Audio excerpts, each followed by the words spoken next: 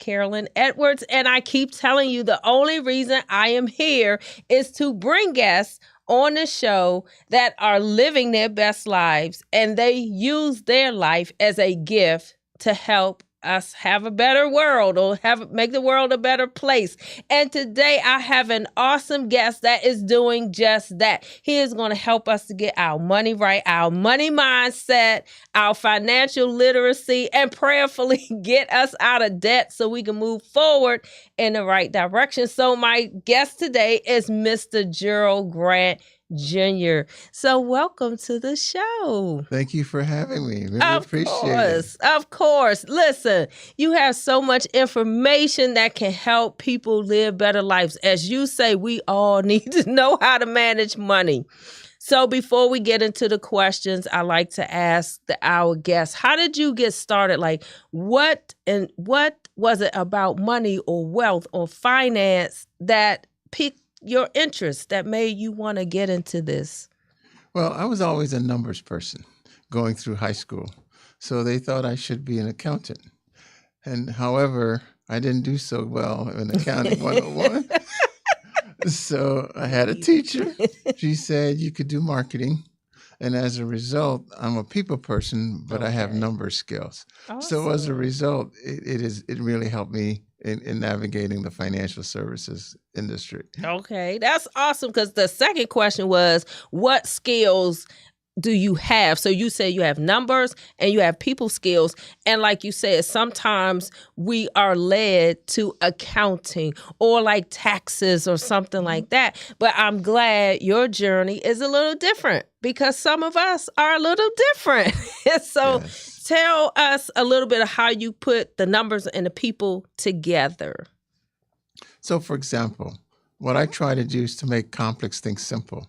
Okay. So I use an analogy that someone can understand. Right. So if I'm talking to someone that's in sports, I may use a football analogy. Oh, good. If I'm talking to a nurse, I may use a healthcare analogy. Very good. So as a result, it's something that they've already done, and they just got to duplicate it. Okay, good. So you're making because numbers scare people. Mm-hmm. Money scares people. And sometimes instead of doing something with it, they do nothing until they get in trouble. So, okay, I'm happy that you're going to make it easy for our audience because I want them to not be afraid anymore. So, what are some important things that we need to know about money, numbers, or wealth? Just on a basic, everyday level, what should we know? So, the biggest thing is today is the first day of the rest of your life. Okay, I take that. Don't worry about what you did in the past. You can start learning today. Okay. And it's the simple basics. Pay yourself first. I like that. Start with 2%. Okay. 3%. And every year as you get a raise, you save 50% of it. So if you get a 4% raise and you save 2%, you go from 2% over 5 years, you're saving 10% of your income. I like that. But it's a gradual process. Right. Okay. So pay yourself first. You're not telling people not to pay their bills. You're saying just take a little bit for you, but still pay your bills. So this is what happens. Normally, when the paycheck comes, we pay the phone bill, we pay the car note, we pay the rent. Mm-hmm. But by the time we pay everybody, ain't nothing left. There's nothing left. You got to flip it. The mindset is, if I work all week, the first check I'm going to write is to myself. Okay. So pay yourself first. Pay yourself first. And as a result of that, the money will be there when you need it. I love it. Okay. So where do I put that pay myself first money? Do I put it in the bank? Do I try to invest it somewhere? What should I do with it? The first thing to do is to just have it available in the bank. Okay. I call it the emergency funds. Okay. You need to save up to 3 to 6 months of your monthly expenses for a rainy day. Okay. And if you live in South Florida, you know it rains some of the time. It does. It's because you're not going to get the email when your car is going to break down. Right. You're not going to get an email when the washer breaks. Right. But they're going to happen. Yes, they are. So as a result of that, if you look at, say, you bought tires, they cost, say, $400. For Not for all four, right? Well, I guess it depends on what kind of car. Okay, go ahead. I'm just an example. Okay, an example. But my point is, if they last 2 years, you got to put aside that same money. Yeah. So 2 years from now, when it's time to buy a new one, the money's there. I love that. So that's something easy and that we can think in our mind. You're going to need tires. You're going to need washer and dryer. Like one of the things that happened to us, we needed a new roof. And a roof is not cheap. So like you said, if someone is paying, especially if they're a homeowner, then think about some of the things that are going to break eventually. And then, like you said, you're going to have an emergency fund. One of the things I saw with COVID that a lot of people kind of lost what they had is because we didn't expect COVID to happen, but we did not have those rainy day funds. That's right. Okay, so we're going to do rainy day funds. Okay, that's one. How can we build healthy habits beyond the pay yourself first? What else can we do? There's nothing that we do in life that we can do by ourselves. Okay.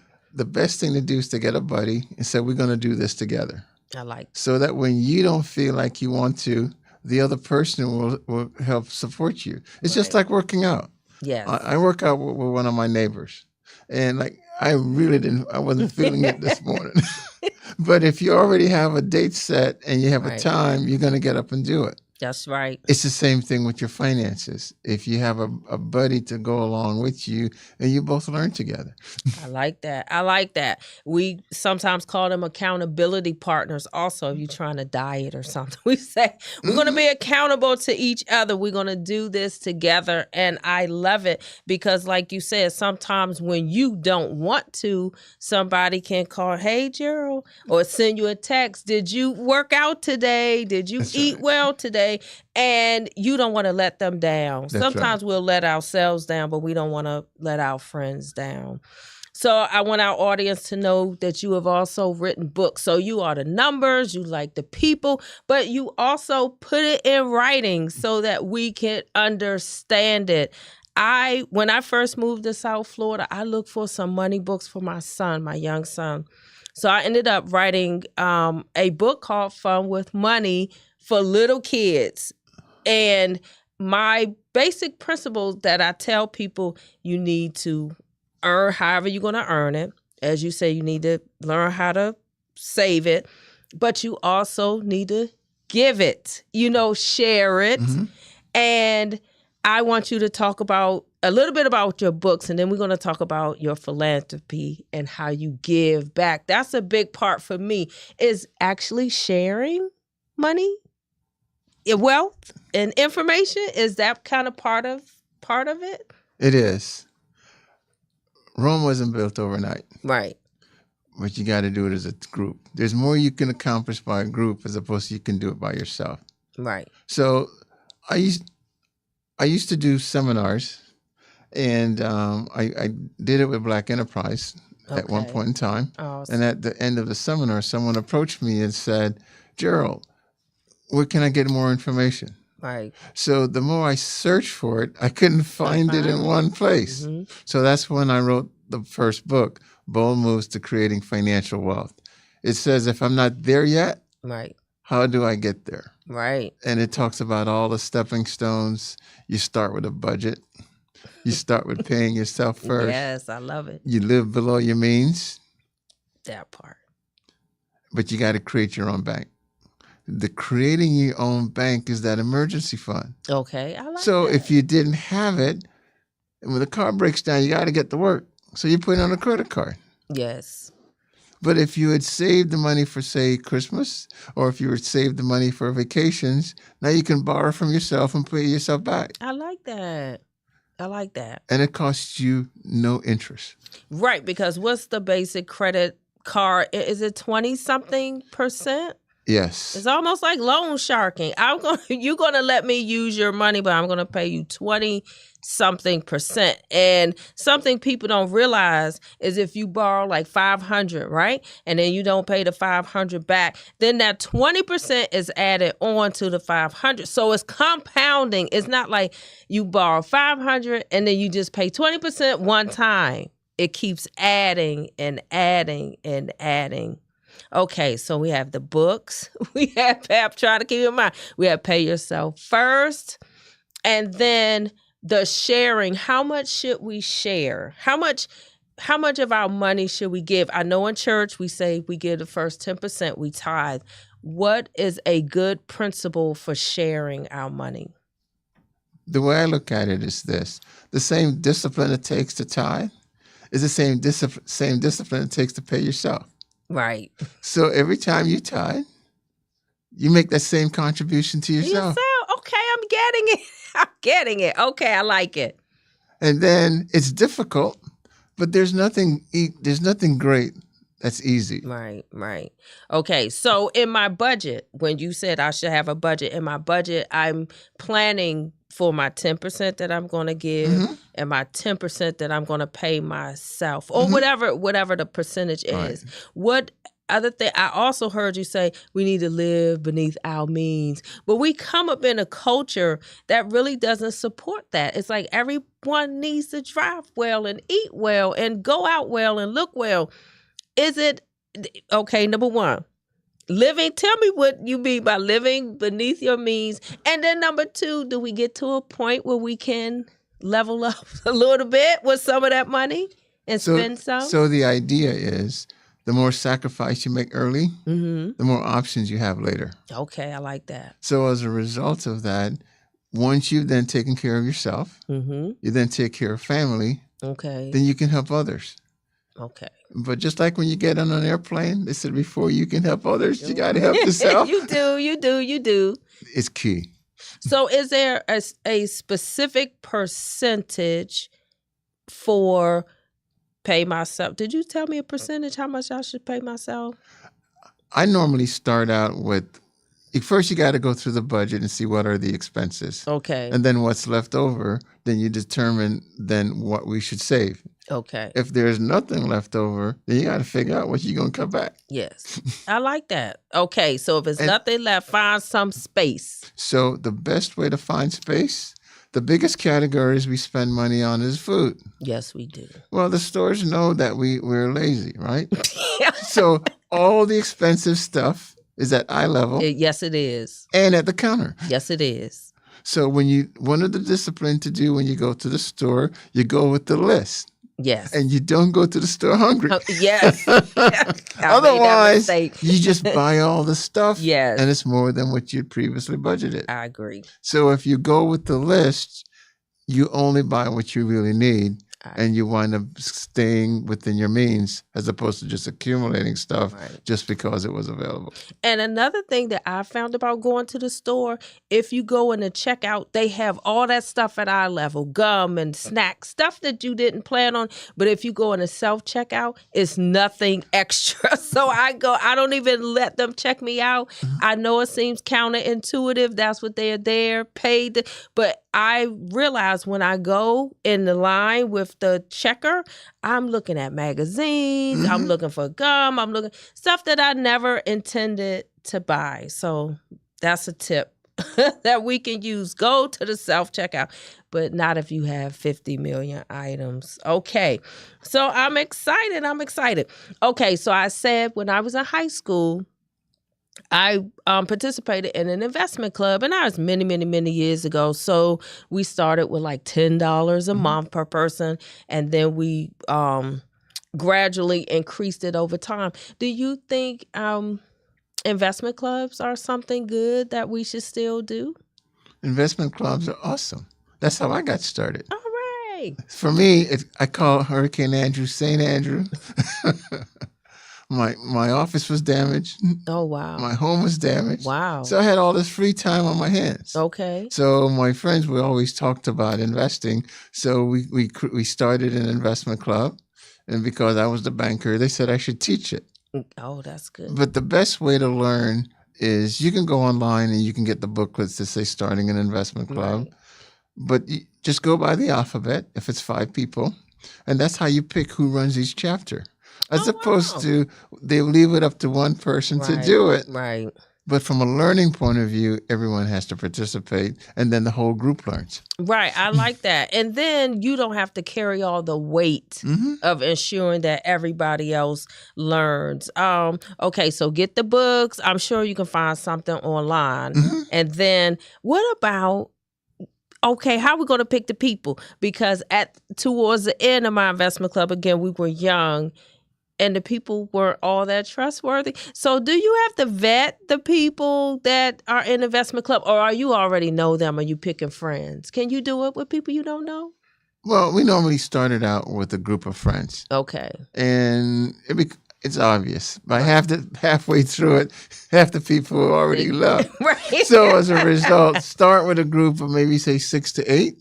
Okay. And if you wind up with 4, it's a good number. I agree. Because some people, I mean, you start off and we're all on one page and life happens. Mm-hmm. And so then that's not what we purpose that we would do in the beginning. Okay. So Mr. Grant is a philanthropist, and I don't know many of those. Like, we give a little here and give a little, but you are giving big money. So I want people to know, how did you get into being a philanthropist, and why is that important?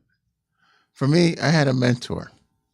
When I was in high school, they had a program called Junior Achievement. I was in that. And I met my advisors from Verdines. And one day I met this gentleman in the parking lot, and he just needed a jump. I gave him a jump. Wow. And then when it was time for me to graduate, he said, "Come see him." I didn't know who he was. Right. But he turned out to be one of the vice presidents for the company, and he Wow. single-handedly crafted my career. Wow. So I'm just playing it back forward. I'm trying to help as many people as I can because someone made a difference in my life. I agree. This is kind of what this whole show is. So I was given this platform, and then I want other good people to also share how they are making a change in the world. It's like one person at a time. So how do you pick who you give the money to? There's one consistent thing. It all helps children. Okay. So little kid, or is it a certain cutoff? Like, I know you do colleges and anyone that's in a learning environment. Okay. We can make a difference. Okay, I like that. So as a regular person, should we kind of pick an area that, do you feel like that keeps you focused on a philanthropy, like education or homelessness? I know a lot of people have areas that they want to support. Does it make us more focused to do that? You have to have something that you're passionate about. Okay, I believe that. And if you're really interested and want to make a difference, see, giving is not easy. However, but if you see the impact, right, then giving is easy. I agree with that, even with the giving, but just life, like what you are doing. I feel like the joy of living comes from doing what you love to do, helping other people. Like I always say, when the light bulb comes on, like you cannot buy that feeling. Like if you're teaching or you have a book or somebody gets something from it, like that is the best thing to me, is to see people turn their light bulb on from your life. Okay, so Mr. Gerald Grant, as you are growing and you had your mentor, how did you pick your friend? I keep saying, when you're building something great, when you're doing something big, you're not able to move like everybody else. You just don't have the time. You just can't do everything. So how do you pick your friends? How do you pick who you spend time with? How do you do that? It goes back to accountability. You find people that are like-minded, that believe have the same values. I've been a part of an accountability group. We've been together now 15 years. That's awesome. We talk every day, Monday through Friday. Wow. From 8:30 to 9 a.m. That's awesome. But we talk about what we're going to do, and then the next day you report on it. Oh, that's awesome. So how were these your personal friends or like career friends? How did you all start this group? It was through a financial coach. It was Serrano Kelly. It's called the game. Okay. So if you went to the doctor and he says you're going to die in 90 days, what would you do different? Oh, I like that.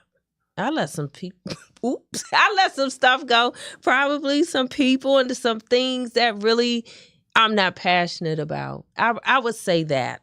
I like that. I'm gonna use that for myself because then that will help me focus where I spend my time, who I spend it with, what projects I spend it on, and I find some people that's hard for them, especially women.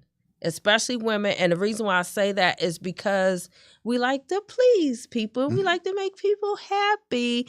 And so as they get into this group and you have to let some stuff go, can you tell me how, and it may be different because you're a man, but how did you do that? Like, how do you cut some stuff off? So now if you look at it, you have 90 days. Okay. So my first 90-day game, one, we decided to get more involved in the church. Okay. We became the head of the married couples ministry. Yes, I remember. In addition to that, I wanted to give more back to the community. So that's when I started to get more involved in community service. And I wanted to have a better relationship with my wife and my kids. Right. So I purposely spent time with them. And the other thing is, in order to do all these things, I had to have my business grow at a 10 to 20% level. Yes. And as a result of that, that's a balanced life. Yes. Okay, so in your 90 days, the game, is this some book we can get, the game? Or is that only through coaching? It's Serrano Kelly. They can just Google it. Okay. It's the best buy you can get on the Amazon for $10. Okay. I'm gonna do it. But if you implement those principles, it changes lives. So did you have any people that were a little upset when you started the game and making changes in your life, thinking about what's more important? Did you have any people that were a little upset? Like, you don't have time for me anymore. You don't call me anymore. Well, I didn't have time for that. So you become focused and you concentrate on the things that matters. And when you're focused and you're doing the things that matters, the other things are irrelevant.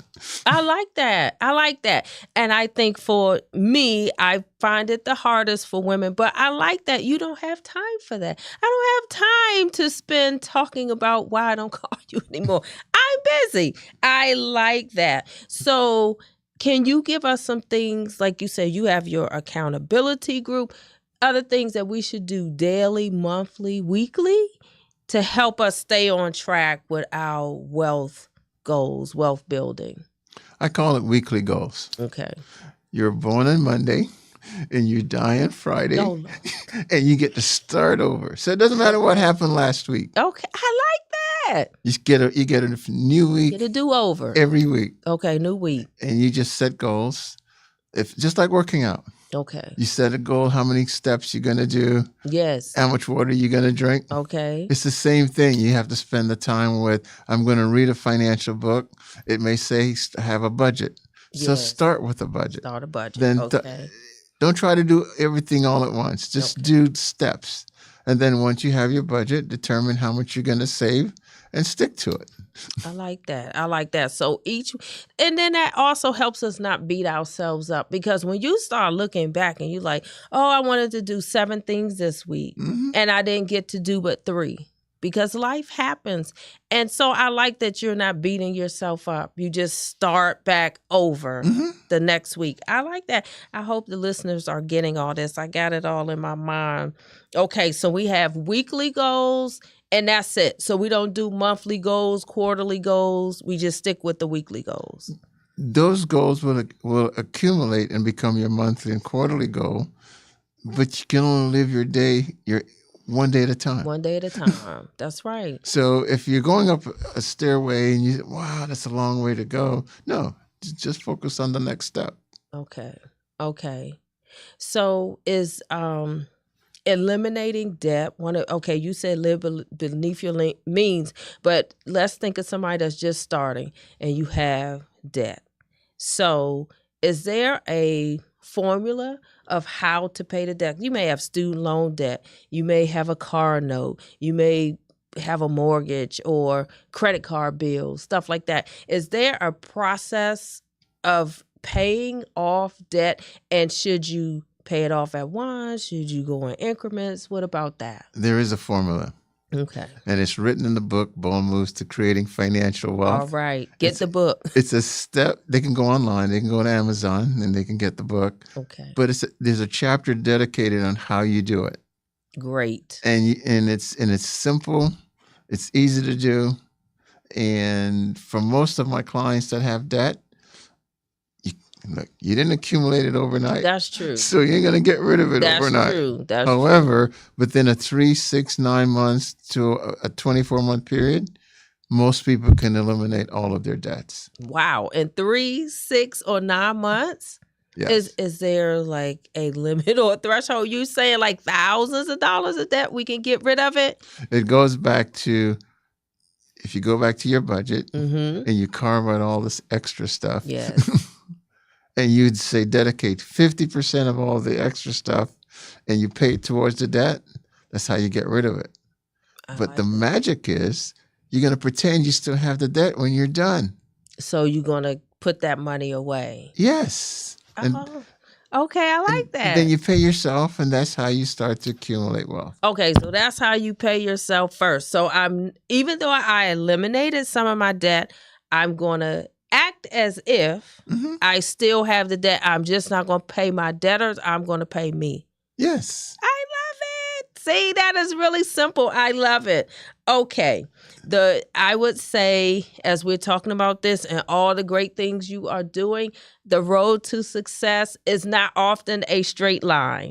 So what happens when we have the pitfalls and we have the setbacks? How can we stay focused and keep moving forward? So that's why you need someone that believes in you, and that's where that mentor come in. They'll pick you up when you fall down and says, look, I know you can do a lot more than you believe. And sometimes they see the value in you before you see it yourself. I agree. But you need to have a confidant that you can talk with. Look, the kids are going through, we were kids. Yes. It's not new. Right. So as a result of it, just talk to someone that has been there, done that. Okay. And they can share with you there's no more secrets. Right. You just have to implement things that have already worked. Okay, so I'm looking for a mentor. How do I find a mentor and where? Okay, we got a lot of stuff going on, Gerald. So we have money, we have debt, we have life is lifing. What kind of mentor? Do you need different mentors? Like, do I need a financial mentor? Okay, see, that's something good. So, for example, my neighbor's son was working out all the time. I'm trying to lose weight. Right. I said, hey, look. If anybody know how to do it, this guy know how to do it. Right. So I have a financial mentor. I have a spiritual mentor. Amen. I have a financial coach mentor. So depending on what areas of your life you want to develop, yes, you seek someone that has that expertise. Okay, great. Okay, so as the people are looking at these mentors, tell me, you already shared how you got your first mentor, you gave him a jump. What should we say? Where do we find them? Like you said, it's somebody that's already doing what you want to do in your life. What does a conversation look like? All you got to do is ask, how did you get there? And the person that's open to share that with you, it's a pretty good indicator that that person is interested in you, and they'll do a lot more than just the first question. Okay, great. Now, when you get the mentor, is it more or some formal and informal? And I say that to say, as we're busy and we're thinking about where we're going to spend our time, of course, that is going to be important. Do we talk every day, once a week, once a month? What does it look like? It depends. I have people that I mentor that I speak to maybe once a month. Okay. I have other people that I mentor whenever they need something, they call me. That's true. I have people like that. But the key is you just need someone to be on the other end of the phone that's going to pick up every time you call. Yes. And that cares about you being whatever it is. And that Yes. cares about you as a person, cares about your life. I love that. So I have my own homework. I need to go get me some mentors in some other areas, because one of the things I kind of thought maybe that was just my old upbringing is that you only had one. I never thought about me as I mentor other people spiritually, emotionally, and all that. I never thought about getting different ones myself, and probably making my one mentor crazy because they can't be everything. So thank you for that. Okay. Give us a few things. Of course, this time has gone by quick. So is it something that you want us to know that I did not ask? And then, of course, how can we find you? Well, the main thing that I want everyone to know is that all you got to do is to have the will to start. Right. One day at a time. With the internet now, there's almost nothing that you want to learn that you can't. Just Google it. Okay. Okay. I love it. I love it. But all information all of it's not good. So that's why you need the mentor that says this is a resource that you can use, and this information is specific to basically what you're looking for. Okay, tell our audience. I hope the audience sees all your books. Tell us the name of your books again and where we can find you. Okay, the first book is The Bold Moves to Creating Financial Wealth, and it says if I'm not there yet, you'll get there. Right.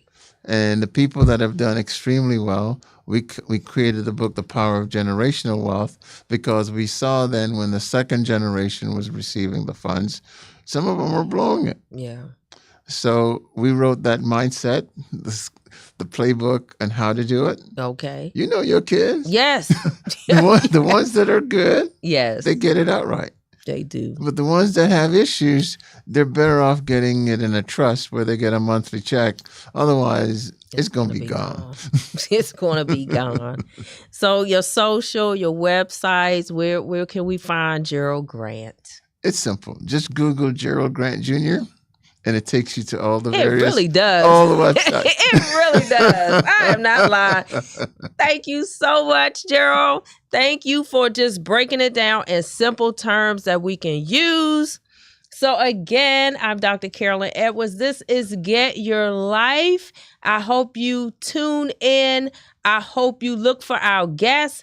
And if you're not wanting to see the video version of the podcast, you can tune in to Apple Podcasts, Spotify, wherever you can find podcasts. And you can find me at Dr. Carolyn Edwards, social media, and Carolyn Edwards on Facebook. So thank you again. Remember to get your